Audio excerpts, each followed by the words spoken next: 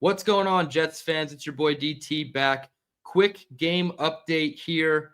More thoughts to come later tonight or tomorrow. Jets lose in a drubbing, 30-10. It's about as bad as it can get on all phases. Offense couldn't get anything going. Justin Fields was their leading rusher with 49 yards entering the fourth quarter. He has to leave the game because of an injury. He was taken into the tent and then into the locker room. Believed to be a concussion. Is he in the concussion protocol? What does his status look like for next week when they go on the road to Tampa Bay? We're not sure. Tyrod Taylor finishes the game out, and he only played in the fourth quarter.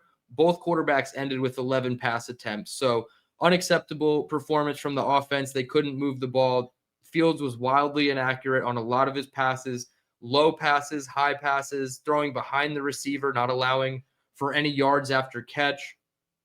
Running game, we couldn't get anything going. We finished with 100 total team rushing yards, but Justin Fields had 49 of those, 27 of which came on one single play. So couldn't get anything going on offense. The Bills really honed in on everything that the Jets did well last week and wanted to stop that, and they did a damn good job of it.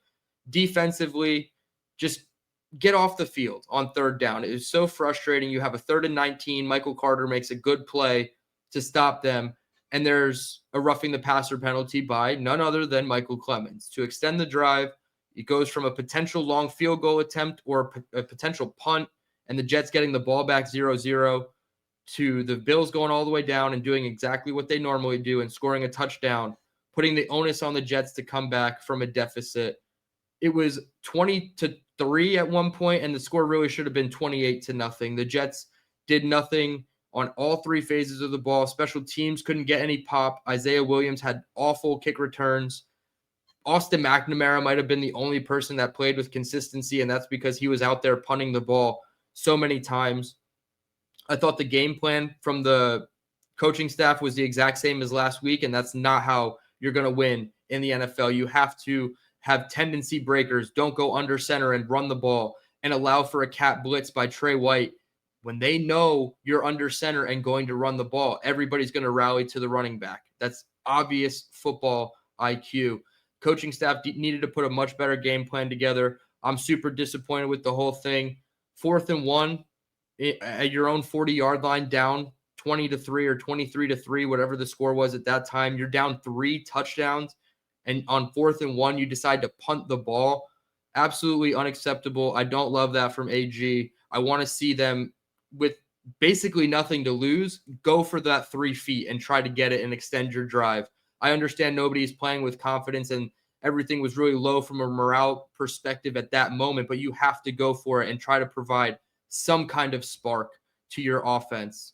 All around sloppy performance. I would not be, surprised if there are some wholesale changes on defense. Brandon Stevens slow trotting the second James Cook touchdown. Michael Clemens with the egregious roughing the passer that, yes, Josh Allen sold, but don't put the referees in that position to be able to turn the tides of the football game. All around disappointing effort, sloppy effort. Makes you really concerned staring 0-3 down the barrel going into Tampa Bay next week. Tampa Bay is a very, very potent offense. Baker Mayfield's got that team buzzing. Hopefully the Jets can come out and show us something. And that's really all you were looking for at the back end of this game, was a small victory. Can we get off the field on 3rd and 8? Can we continue a drive on our own 3rd and 5 attempts? And we just couldn't do that. The small victories weren't coming in the second half. Seemed like the adjustments didn't work for the coaching staff. And I want to see some wholesale changes to this defense entering week 3. I'll be back tomorrow with Buffalo Jet Fan at 7:30 to break down more of this game. Got to get into the rewatch. Really ready to burn the tape already after watching that game one time through.